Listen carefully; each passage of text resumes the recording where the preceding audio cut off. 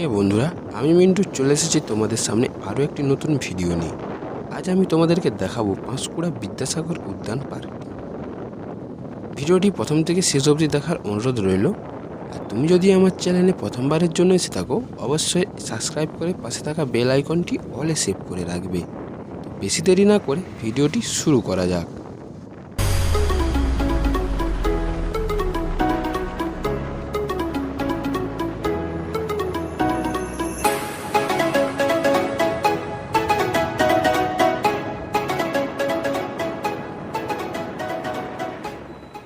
আমরা চলে এসেছি পাঁশকুড়া বাস স্ট্যান্ডের সামনে যে পৌরসভা গেট রয়েছে সেই গেটটির সামনে।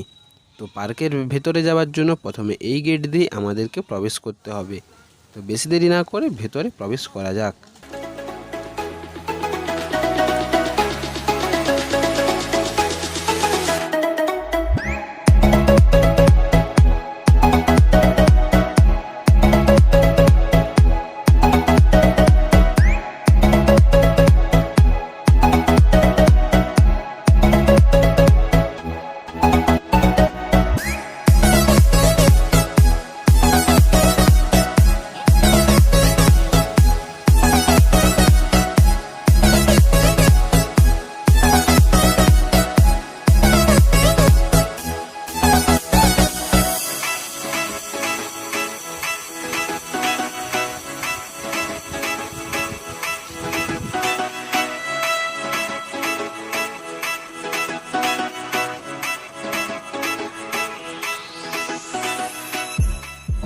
পার্কের ভেতরে যাওয়ার জন্য প্রত্যেককে এখানে 20 টাকা করে টিকিট কাটতে হবে।